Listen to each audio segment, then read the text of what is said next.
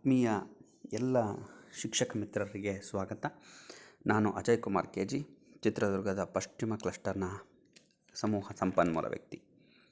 ಈ ದಿನ ನಿಮಗೆ ಓದುವ ಆಂದೋಲನ ರೀಡಿಂಗ್ ಕ್ಯಾಂಪೇನ್ ಜನವರಿ 1ರಿಂದ ಏಪ್ರಿಲ್ವರೆಗೆ ನಡೆಯುವ 100 ದಿನಗಳ ಓದುವ ಆಂದೋಲನ ಕಾರ್ಯಕ್ರಮವನ್ನು ನಮ್ಮ ತರಗತಿಗಳಲ್ಲಿ ಚಟುವಟಿಕೆಗಳ ಮೂಲಕ ನಿರ್ವಹಿಸ್ತಾ ಇದ್ದೇವೆ. ಈ ಒಂದು ಚಟುವಟಿಕೆಗಳನ್ನು ನಾವು ಶಿಕ್ಷಣ ಇಲಾಖೆಯ ವಿದ್ಯಾವಾಹಿನಿ ತಂತ್ರಾಂಶದಲ್ಲಿ ಇಂದೀಕರಿಸಬೇಕಾದ ಅಗತ್ಯ ಇದೆ. ಈ ಕಾರಣಕ್ಕಾಗಿ ಆ ಇಂದೀಕರಿಸುವ ವಿಧಾನವನ್ನು ನಾವು ಈ ದಿನ ಅರ್ಥ ಮಾಡಿಕೊಳ್ಳೋಣ. ಮೊದಲನೇದಾಗಿ ನೀವು ಬ್ರೌಸರನ್ನು ತೆಗೆದುಕೊಂಡು ನಿಮ್ಮಲ್ಲಿರ್ತಕ್ಕಂತಹ ಗೂಗಲ್ ಇರ್ಬೋದು, ಗೂಗಲ್ ಬ್ರೌಸರ್ ತೆಗೆದುಕೊಂಡು ಅದರಲ್ಲಿ ನೀವು ಸ್ಕೂಲ್ ಎಜುಕೇಷನ್, ಮೊದಲನೇದಾಗಿ ಸ್ಕೂಲ್ ಎಜುಕೇಷನ್ ಏನಿದೆ ನಮ್ಮ ಇಲಾಖೆಯ ವೆಬ್ಸೈಟ್, ಅದನ್ನು ಸೆಲೆಕ್ಟ್ ಮಾಡ್ಕೊಳ್ಳಿ.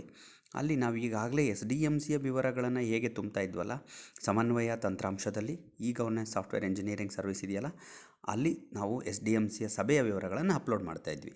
ಅದೇ ಭಾಗದಲ್ಲಿ ಕೆಳಭಾಗದಲ್ಲಿ ನಿಮಗೆ ವಿದ್ಯಾವಾಹಿನಿ ಅಂತ ಹೇಳಿ ಒಂದು ಮಾರ್ಕ್ ಕಾಣುತ್ತೆ. ಅದನ್ನು ಕ್ಲಿಕ್ ಮಾಡಿದಾಗ ಅದು ನಿಮಗೆ ಎಕ್ಸ್ಟರ್ನಲ್ ವೆಬ್ಸೈಟ್ಗೆ ಕರ್ಕೊಂಡು ಹೋಗುತ್ತೆ. ಅದನ್ನು ಓಕೆ ಕೊಡಿ. ಓಕೆ ಕೊಟ್ಟ ತಕ್ಷಣ ತಮ್ಮ ಶಾಲೆಗಳಿಗೆ ಒಂದು ಯೂಸರ್ ಐ ಡಿ ಪಾಸ್ವರ್ಡನ್ನು ಕೊಡಲಾಗಿದೆ. ಒಂದು ವೇಳೆ ತಮ್ಮ ಶಾಲೆಯ ಯೂಸರ್ ಐ ಡಿ ಪಾಸ್ವರ್ಡ್ ಇಲ್ಲದ ಪಕ್ಷದಲ್ಲಿ ತಾವು ಕ್ಲಸ್ಟರ್ನ CRPಗಳಿಂದ ಒಂದು ಯೂಸರ್ ಐ ಡಿ ಪಾಸ್ವರ್ಡನ್ನು ಪಡ್ಕೊಳ್ಬೋದು, ಅಥವಾ ಬ್ಲಾಕಿನ ಯೂಸರ್ ಐ ಡಿ ಪಾಸ್ವರ್ಡನ್ನು ಪಡ್ಕೊಳ್ಬೋದು. ಈ ರೀತಿ ಪಡ್ಕೊಂಡಿದ್ದನ್ನು ತಾವು ಹಾಕಿಬಿಟ್ಟು ಯೂಸರ್ ಐ ಡಿ ಬಳಿ ಯೂಸರ್ ಐ ಡಿಯನ್ನು, ಪಾಸ್ವರ್ಡ್ ಬಳಿ ನೀವು ಕ್ರಿಯೇಟ್ ಮಾಡಿರೋಂಥ ಪಾಸ್ವರ್ಡನ್ನು ಹಾಕಿಕೊಂಡು ಒಂದು ನಿಮಗೆ ಸೆಕ್ಯೂರಿಟಿ ಕೋಡ್ ಕೇಳ್ತದೆ. ಆ ಸೆಕ್ಯೂರಿಟಿ ಕೋಡನ್ನು ಎಂಟ್ರಿ ಮಾಡೋ ಮೂಲಕ ನಾವು ಸಬ್ಮಿಟ್ ಮಾಡಿದಾಗ ನಮಗೆ ಈ ಒಂದು ವಿದ್ಯಾವಾಹಿನಿಯ ಪೋರ್ಟಲ್ ಓಪನ್ ಆಗುತ್ತೆ. ಇಲ್ಲಿ ಮೇಲ್ಗಡೆ ನಮಗೆ ಕ್ಲಸ್ಟರ್ ರಿಸೋರ್ಸ್ ಪರ್ಸನ್ ಆಗಿರೋದ್ರಿಂದ ಕ್ಲಸ್ಟರ್ ರಿಸೋರ್ಸ್ ಪರ್ಸನ್ ಅಂತೇಳಿ ಮಾಹಿತಿ ಸಿಗುತ್ತೆ. ಇದರಲ್ಲಿ ಏನೆಲ್ಲ ಮಾಡಿಯೋಗಳನ್ನ ಅಪ್ಲೋಡ್ ಮಾಡಬಹುದು ನಾವು ವಿದ್ಯಾವಾಹಿನಿ ಒಳಗಡೆ ಅಂತ ಹೇಳಿದ್ರೆ, ಕಲಾ ಉತ್ಸವವನ್ನು ಅಪ್ಲೋಡ್ ಮಾಡ್ಬೋದು, ಆದರ್ಶ ವಿದ್ಯಾಲಯದ ಚಟುವಟಿಕೆಗಳು, civil work, court case related ಇರ್ತಕ್ಕಂಥ ಶಿಕ್ಷಣ ಇಲಾಖೆಯ ವಿಚಾರಗಳು, NEP ವಿಚಾರಗಳು, CWSN ವಿಶೇಷ ಅಗತ್ಯವುಳ್ಳ ಮಕ್ಕಳ ವಿಚಾರಗಳನ್ನ, ಹಾಗೆ ನೋಡಿ ಇಲ್ಲಿ ರೀಡಿಂಗ್ ಕ್ಯಾಂಪೇನ್ ಅಂತ ಸಿಗುತ್ತೆ, ಗ್ರಾಮ ಪಂಚಾಯಿತಿ ಸ್ಕೂಲ್ಗಳು ಮತ್ತು ಪ್ರೋಗ್ರಾಮರ್, ಇಷ್ಟು ಅವಕಾಶಗಳಿದ್ದಾವೆ. ಈಗ ನಾವು ಕೇಂದ್ರೀಕರಿಸ್ತಕ್ಕಂಥ ವಿಷಯ ರೀಡಿಂಗ್ ಕ್ಯಾಂಪೇನ್. ಈ ರೀಡಿಂಗ್ ಕ್ಯಾಂಪೇನನ್ನು ನಾನು ಕ್ಲಿಕ್ ಮಾಡಿದಾಗ ನನಗೆ ಮತ್ತೊಂದು ವಿಂಡೋ ಓಪನ್ ಆಗುತ್ತೆ. ಈ ವಿಂಡೋದಲ್ಲಿ ನಿಮಗೆ ಕನ್ನಡ ಮತ್ತು ಇಂಗ್ಲೀಷ್ ವರ್ಷನ್ನಲ್ಲಿ ನಿಮಗೆ ಓದುವ ಆಂದೋಲನ, ಓದುವ ಅಭಿಯಾನದ 100 ದಿನಗಳ ಮಾರ್ಗಸೂಚಿ ಸಿಗುತ್ತೆ. ಪ್ರತಿ ವಾರವಾರು ಯಾವ ಚಟುವಟಿಕೆಗಳನ್ನು ಹಮ್ಮಿಕೊಳ್ಬೇಕು ಅಂತಕ್ಕಂಥದ್ದು ಒಂದು ನಿಮಗೆ PDF ಸಿಗುತ್ತೆ. ಇದು ಅಗತ್ಯ ಇದ್ದಲ್ಲಿ ತಾವು ಕ್ಲಿಕ್ ಮಾಡಿಬಿಟ್ಟು ಈ PDFನ ಡೌನ್ಲೋಡ್ ಮಾಡ್ಕೊಳ್ಬೋದು. ಬೇಡ, ನನ್ನ ಹತ್ರ ಈಗ ಆಲ್ರೆಡಿ ಇರೋದರಿಂದ ನಾನು ಅದನ್ನು ಕ್ಯಾನ್ಸಲ್ ಮಾಡ್ತಾ ಇದ್ದೀನಿ. ನಿಮಗೆ ಅಗತ್ಯ ಇದ್ದಲ್ಲಿ ಈ ಒಂದು PDFನ ಡೌನ್ಲೋಡ್ ಮಾಡ್ಕೊಳ್ಳಿ. ಅದೇ ರೀತಿಯಾಗಿ ಇಲ್ಲಿ ಅಪ್ಲೋಡ್ ಕಂಟೆಂಟ್, ಮೇಲ್ಗಡೆ ವಿಂಡೋದಲ್ಲಿ ಏನು 3 ಚುಕ್ಕಿಗಳು ಕಾಣ್ತಾ ಇತ್ತು, ಅಲ್ಲಿ ಕ್ಲಿಕ್ ಮಾಡಿದಾಗ ಅಪ್ಲೋಡ್ ಕಂಟೆಂಟ್ ಅಂತೇಳಿ ನಿಮಗೆ ಒಂದು ಡೈಲಾಗ್ ಬಾಕ್ಸ್ ಕಾಣುತ್ತೆ. ಅದನ್ನು ಕ್ಲಿಕ್ ಮಾಡಿ. ಅದನ್ನು ಕ್ಲಿಕ್ ಮಾಡಿದಾಗ ನಿಮ್ಮ ಫೋಟೋ, ವಿಡಿಯೋ ಮತ್ತು PDF ಅಪ್ಲೋಡ್ ಮಾಡಿ ಅಂತ ಕೇಳುತ್ತೆ. ನೀವು ಮೊದಲನೇದಾಗಿ ಚಿತ್ರದುರ್ಗ ಬ್ಲಾಕನ್ನು ಸೆಲೆಕ್ಟ್ ಮಾಡ್ಕೊಳ್ತೀರಾ, ಎಜುಕೇಷನ್ ಡಿಪಾರ್ಟ್ಮೆಂಟ್, ಡಿಸ್ಟಿಕ್ ಯಾವುದು ಅಂತೇಳಿ. ನಂತರ ಬ್ಲಾಕ್ ತೊಗೊಳ್ತೀರಾ, ಚಿತ್ರದುರ್ಗ ಡಿಸ್ಟಿಕ್ಕಲ್ಲಿ ಯಾವ ಬ್ಲಾಕ್ ನಿಮ್ಮದು ಅಂತ. ಆ ನಂತರ ನೀವು ಇಲ್ಲಿ ಸ್ಕೂಲನ್ನು ತೊಗೊಳ್ತೀರಾ. ಒಂದು ವೇಳೆ ನಿಮ್ಮದು ಸ್ಕೂಲ್ ಲಾಗಿನ್ ಇತ್ತು ಅಂತ ಹೇಳಿದ್ರೆ ನೀವು ನೇರವಾಗಿ ಸ್ಕೂಲ್ ಲಾಗಿನ್ನಲ್ಲಿ ನೇರವಾಗಿ ತೊಗೊಳ್ಬೋದು. ನಿಮ್ಮ ಸ್ಕೂಲನ್ನು ಸೆಲೆಕ್ಟ್ ಮಾಡೋಗತ್ತೆ ಬೀಳಲ್ಲ. ಕ್ಲಸ್ಟರ್ ಲಾಗಿನ್ ಅಥವಾ ಬ್ಲಾಕ್ ಲಾಗಿನ್ ಇತ್ತಪ್ಪ ಅಂತ ಹೇಳಿದ್ರೆ ನಿಮ್ಮ ಇಡೀ ಬ್ಲಾಕಲ್ಲಿರ್ತಕ್ಕಂಥ ಎಲ್ಲ ಶಾಲೆಗಳು ಇಲ್ಲಿ ಡಿಸ್ಪ್ಲೇ ಆಗ್ತವೆ. ಆ ಡಿಸ್ಪ್ಲೇನ ತೆಗೆದುಕೊಂಡು ನಾವು ಈ ಒಂದು ವಿಡಿಯೋವನ್ನು, ಈ ಒಂದು ಚಟುವಟಿಕೆಯನ್ನು ಮುಂದುವರಿಸಬೇಕಾಗತ್ತೆ. ನೋಡಿ, ಈಗ ನನಗೆ ನನ್ನ ಕ್ಲಸ್ಟರ್ನಲ್ಲಿರ್ತಕ್ಕಂಥ ಒಂದು ಶಾಲೆಯನ್ನು ಸೆಲೆಕ್ಟ್ ಮಾಡ್ಕೊಂಡು ನಾನು ಅಪ್ಲೋಡ್ ಮಾಡಬೇಕಾಗಿದೆ. ಹಾಗಾಗಿ ನಾನು ನನ್ನ ಕ್ಲಸ್ಟರ್ನಲ್ಲಿರ್ತಕ್ಕಂಥ ಒಂದು ಶಾಲೆಯನ್ನು ಸೆಲೆಕ್ಟ್ ಮಾಡಲಿಕ್ಕೆ ಹೋಗ್ತಾ ಇದ್ದೀನಿ.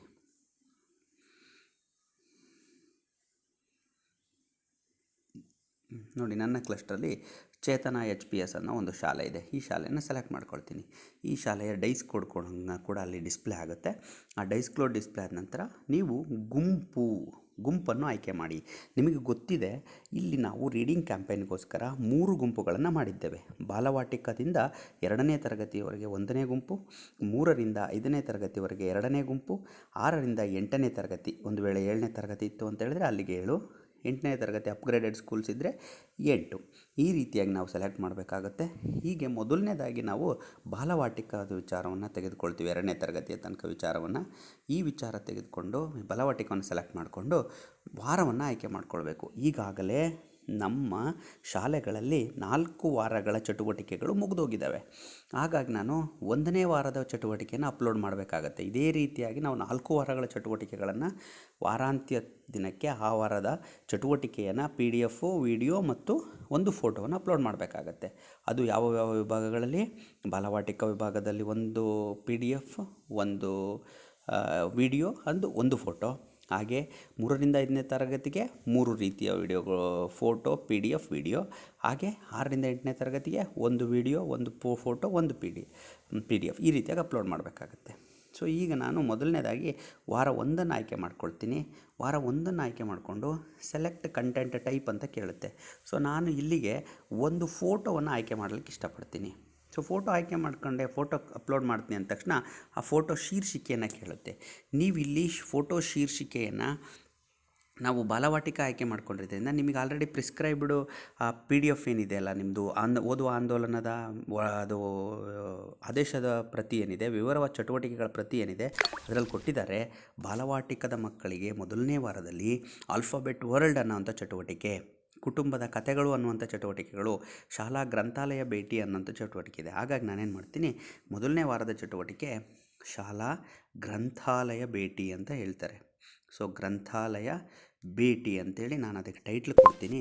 ಇದ್ರ ಮೂಲಕ ನಾನು ಒಂದು ಫೋಟೋವನ್ನು ಸೆಲೆಕ್ಟ್ ಮಾಡ್ಕೊಳ್ತೀನಿ. ಫೋಟೋ ಸೆಲೆಕ್ಟ್ ಮಾಡಿದಾಗ ನೋಡಿ ಇಲ್ಲಿ ಕೆಳಗಡೆ ಒಂದು ಫೋಟೋ ಅಪ್ಲೋಡ್ ಮಾಡ್ತೀನಿ ಅಂತ ಕೇಳಿದ್ರಿಂದ ಫೋಟೋ ಸೆಲೆಕ್ಟ್ ಮಾಡ್ಕೊಳ್ಳೋಕೆ ಅವಕಾಶ ಕೇಳುತ್ತೆ. ಇಲ್ಲಿ ವಿಡಿಯೋ ಕೇಳಿದಾಗ ವಿಡಿಯೋ ಅಪ್ಲೋಡ್ ಮಾಡ್ಬೋದು. ಈಗ ನಾನು ಫೈಲ್ಸ್ ತೊಗೊಳ್ತೀನಿ. ಫೈಲ್ಸ್ನ ಓಪನ್ ಮಾಡ್ಕೊಂಡಾಗ ನನಗಿಲ್ಲಿ ಸಾಕಷ್ಟು ಫೈಲ್ಗಳಿದ್ದಾವೆ. ಈ 3 ಚುಕ್ಕಿಯನ್ನು ಓಪನ್ ಮಾಡಿದಾಗ ನಿಮಗೆ ನಿಮ್ಮ ಮೊಬೈಲ್ನಲ್ಲಿ ಎಲ್ಲೆಲ್ಲ ಯಾವ್ಯಾವ ಸೋರ್ಸಿಗೆ ಹೋಗಿ ನೀವು ಡಾಕ್ಯುಮೆಂಟನ್ನು ಕಲೆಕ್ಟ್ ಮಾಡ್ಕೊಂಡು ಬರ್ಬೋದು, ನಿಮ್ಮ ಫೋಟೋಗಳನ್ನು, ವೀಡಿಯೋಗಳನ್ನ ಅನ್ನೋಂಥ ಅವಕಾಶಗಳಿದ್ದಾವೆ. ನೋಡಿ, ರೀಸೆಂಟ್ಸ್ ಯಾವುದಾದ್ರು ಫೋಟೋಸ್ ಇದೆಯಾ, ಇಮೇಜಸ್ ಇದೆಯಾ, ವೀಡಿಯೋಸ್ ಇದೆಯಾ, ಆಡಿಯೋ ಇದೆಯಾ, ಡಾಕ್ಯುಮೆಂಟ್ಗಳಿದ್ದಾವೆ, ಡೌನ್ಲೋಡ್ಸ್ಗಳಲ್ಲಿ ನೀವೇನಾದರೂ ಸ್ಟೋರ್ ಮಾಡ್ಕೊಂಡಿದ್ದೀರಾ.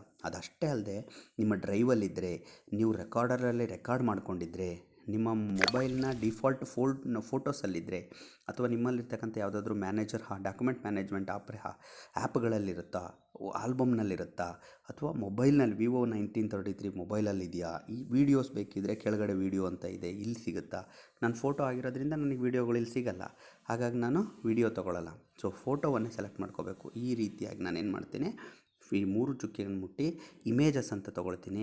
ಇಮೇಜಸಲ್ಲಿ ನೋಡಿ ನಿಮಗೆ ಆಪ್ಷನ್ಗಳೆಲ್ಲ ಸಿಗುತ್ತೆ. ನಿಮ್ಮ ಹತ್ರ ಯಾವ್ಯಾವ್ದು ರೀತಿ ಇಮೇಜಸ್ ಇದ್ದಾವೆ ಅನ್ನೋದೆಲ್ಲ ಮಾಹಿತಿ ಸಿಗುತ್ತೆ. WhatsApp image, screen shot image, camera, ಈ ಥರ ಎಲ್ಲ ಇಮೇಜ್ ಸಿಗುತ್ತೆ. ಈಗ ನನಗೆ ನನಗೆ ವಾಟ್ಸಪ್ ಇಮೇಜಲ್ಲಿ ಈ ಆ್ಯಕ್ಟಿವಿಟಿ ಇರೋದ್ರಿಂದ ನೋಡಿ, ನನಗೆ ಇಲ್ಲೊಂದು ಫೋಟೋ ಇದೆ. ಈ ಫೋಟೋವನ್ನು ನಾನು ಅಪ್ಲೋಡ್ ಮಾಡ್ತಾಯಿದ್ದೀನಿ. ಈ ಫೋಟೋ ಸೆಲೆಕ್ಟ್ ಮಾಡಿಕೊಂಡೆ, ಅಪ್ಲೋಡ್ ಫೈಲ್ ಅಂತೇಳಿ ಕೊಟ್ಟೆ.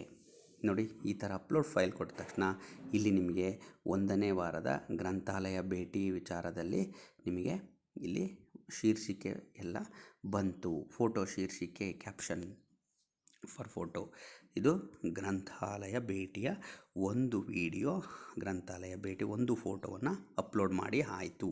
ಈ ರೀತಿಯಾಗಿ ಇನ್ನೊಂದು ಅಪ್ಲೋಡ್ ಮಾಡಬೇಕು ಅಂದರೆ ಇದೇ ಥರ ಟೈಪ್ ಮಾಡೋದು, ಮತ್ತೆ ಚೂಸ್ ಫೈಲ್ ತೊಗೊಳ್ಳೋದು, ಅಪ್ಲೋಡ್ ಫೈಲ್ ಕೊಡೋದು. ಇದೇ ರೀತಿಯಾಗಿ ಚಟುವಟಿಕೆಯನ್ನು ಮಾಡ್ತಾ ಹೋಗ್ತೀರಾ. ಈಗ ನಿಮ್ಮದು 1 ವಾರ ಮುಗಿತಪ್ಪ.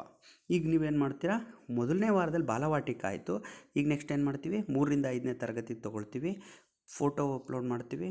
ಈಗ ವಾರ 1 ತೊಗೊಳ್ತೀವಿ. ಫೋಟೋ ಬದಲಿ ನಾನೇನು ಮಾಡ್ಬೋದು, ಇಲ್ಲಿ ಒಂದು PDF ಅನ್ನು ತೆಗೆದುಕೊಳ್ಬೋದು. PDF ಅನ್ನು ತೆಗೆದುಕೊಂಡು ಗ್ರಂಥಾಲಯ ಭೇಟಿಯ ವರದಿ ಅಂತೇಳಿ ಅದನ್ನು ಚೆಕ್ ಮಾಡೋಣ. ಆ ಹೆಸರನ್ನ ಚೇಂಜ್ ಮಾಡಿ, ಆ PDF ಅನ್ನು ಚೇಂಜ್ ಮಾಡಿ ವರದಿ ಅಂತ ತಿಳ್ಕೊಳ್ಳೋಣ. 1ನೇ ವಾರದ ವರದಿ ಅಥವಾ 1ನೇ ವಾರ ನಡೆಸಿದ ಚಟುವಟಿಕೆಗಳ ವಿವರ ಇರ್ತಕ್ಕಂಥ ಒಂದು PDF ಕಾಪಿ.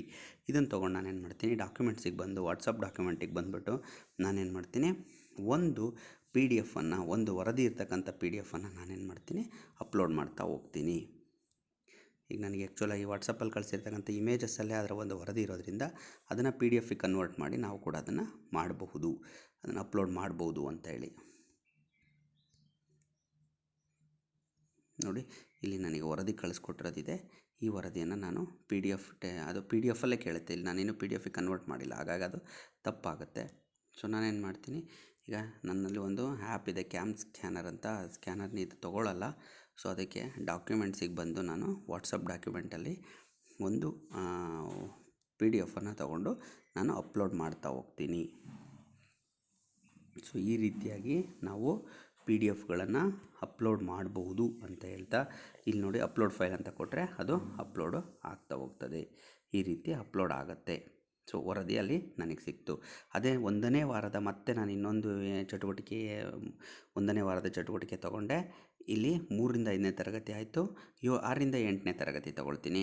ಅಲ್ಲೂ ಕೂಡ ನಾನೇನು ಮಾಡ್ತೀನಿ, ಒಂದು ವೀಡಿಯೋವನ್ನು ಅಪ್ಲೋಡ್ ಮಾಡಬೇಕಾಗತ್ತೆ. ನಾನು ಪಿ ಡಿ ಎಫ್ ಬದಲು ಏನು ಮಾಡ್ತೀನಿ, ಒಂದು ವೀಡಿಯೋ ನೋಡಿ MP4 ಇಲ್ಲೇ ಇರಬೇಕು. MP3 ವೀಡಿಯೋಗಳನ್ನ ತೊಗೊಳ್ಳಲ್ಲ. ಹಾಗೆ ಅದು 10 MBಗಿಂತ ಹೆಚ್ಚಿರಬಾರ್ದು ಅಂತೇಳಿ ಒಂದು ಅದರದ್ದು ಸೈಜ್ ಕೆಪಾಸಿಟಿಯನ್ನು ಕೊಟ್ಟಿದ್ದಾರೆ. ಸೊ ಈ ರೀತಿಯಾಗಿ ಆ ವಿಡಿಯೋ ಇರುತ್ತೆ. ವಿಡಿಯೋ ಕೂಡ ಒಂದು ಶೀರ್ಷಿಕೆ ಹೆಸರನ್ನು ಕೊಡಿ, ಚೂಸ್ ಫೈಲ್ ಮಾಡಿ. ಚೂಸ್ ಫೈಲಿಂದ ನೀವು ಮತ್ತೆ ಚೂಸ್ ಫೈಲ್ ಮಾಡಿದಾಗ ಫೈಲ್ಸ್ ಓಪನ್ ಆಗುತ್ತೆ, ಕ್ಯಾಮ್ರಾ ರೆಕಾರ್ಡ್ ಓಪನ್ ಆಗುತ್ತೆ. ಅಥವಾ ನಿಮ್ಮ ಹತ್ರ ಏನಾದರೂ ಪ್ರೆಸೆಂಟ್ ಸ್ಕೂಲಲ್ಲಿ ಇದ್ರಿ ಅಂತ ಹೇಳಿದ್ರೆ, ನೀವು ಆಲ್ರೆಡಿ ವರ್ಕ್ ಮಾಡಿಸ್ತಾ ಇದ್ದೀರಿ, ಈಗಲೇ ಅಪ್ಲೋಡ್ ಮಾಡ್ತಿದ್ದೀರಿ ಅನ್ನೋದಾದರೆ ನೀವು ಬೇಕಾದರೆ ನೀವಿಲ್ಲಿ ಚೂಸ್ ಫೈಲ್ ತೊಗೊಂಡಾಗ ನೇರವಾಗಿ ನಿಮಗೆ ಕ್ಯಾಮ್ ರೆಕಾರ್ಡರ್ ಅಂತ ಕೇಳುತ್ತೆ. ಸೊ ನೀವೀಗ ಕ್ಯಾಮ್ ರೆಕಾರ್ಡರ್ ತೊಗೊಂಡು ನೀವೇನು ಮಾಡ್ಬೋದು, ರೆಕಾರ್ಡನ್ನು ಕೂಡ ಮಾಡ್ತಾ ಹೋಗ್ಬೋದು. ಈಗೂ ನೀವು ಅಪ್ಲೋಡನ್ನು ಮಾಡ್ಬೋದು. ಅಥವಾ ನಿಮ್ಮ ಕ್ಯಾಮ್ರಾದಲ್ಲಿ ಇದ್ದರೆ ಚೂಸ್ ಫೈಲ್ ಅಂತ ಕೇಳಿದಾಗ ಕ್ಯಾಮ್ರಾ ಓಪನ್ ಮಾಡಿಬಿಟ್ಟು ನಾನು ರೆಕಾರ್ಡ್ ಮಾಡಿಕೊಂಡು ಫೋಟೋ ತೆಗೆದು ಅಪ್ಲೋಡ್ ಮಾಡ್ತೀನಿ ಅಂದರೆ ನೀವು ಈ ರೀತಿ ಫೋಟೋ ತೆಗೆದು ಕೂಡ ಅಪ್ಲೋಡನ್ನು ಮಾಡ್ಬೋದು. ಇಷ್ಟು ಅವಕಾಶಗಳು ನಿಮಗಿದ್ದಾವೆ. ಈ ರೀತಿಯಾಗಿ ನೀವು ಎಷ್ಟು ಚಟುವಟಿಕೆಗಳು ಮಾಡಬೇಕಪ್ಪ ಅಂತ ಹೇಳಿದ್ರೆ, ಪ್ರಾಥಮಿಕ ಶಾಲೆಯವರು ಸುಮಾರು 1ನೇ ವಾರಕ್ಕೆ 3 ಅಪ್ಲೋಡ್ಗಳನ್ನು ಮಾಡಬೇಕಾಗತ್ತೆ. 1ನೇ ವಾರಕ್ಕೆ 3 ಅಪ್ಲೋಡು, ಅದು ಬಾಲವಾಟಿಕಕ್ಕೆ, 3ರಿಂದ 5ನೇ ತರಗತಿಗೆ ಹಾಗೂ 6ರಿಂದ 8ನೇ ತರಗತಿಗೆ. ಅದೇ ರೀತಿ 4 ವಾರಗಳು ಈವರೆಗೆ ಮುಗಿದಿರೋ 4 ವಾರಗಳ ಚಟುವಟಿಕೆಗಳನ್ನು ತಾವು ಅಪ್ಲೋಡ್ ಮಾಡಿಬಿಟ್ಟು ಈ ರೀತಿಯಾಗಿ ಅಪ್ಲೋಡ್ ಮಾಡಿದಂಥದ್ದನ್ನು ಪುನಃ ತಾವು ವ್ಯೂ ಕೂಡ ಮಾಡಬಹುದು. ಅಲ್ಲೇ ನೀವು ಮಾಹಿತಿಯನ್ನು ಪಡ್ಕೊಳ್ಬೋದು ಅಂತ ಹೇಳ್ತಾ, ಸೊ ಈ ಒಂದು ವಿಡಿಯೋ ನಿಮಗೆ ಇಷ್ಟ ಆಗಿದ್ದರೆ ದಯಮಾಡಿ ಲೈಕ್ ಮಾಡಿ ಅಂತ ಹೇಳ್ತಾ, ನಿಮ್ಮೆಲ್ಲರಿಗೂ ಧನ್ಯವಾದಗಳು. ಏನೇ ಅನುಮಾನಗಳಿದ್ದಲ್ಲಿ ಕಾಮೆಂಟ್ ಬಾಕ್ಸ್ನಲ್ಲಿ ಹಾಕಬೇಕು ಅಂತೇಳಿ ತಮ್ಮಲ್ಲಿ ವಿನಂತಿಸ್ಕೊಳ್ತೇನೆ. ನಮಸ್ಕಾರ.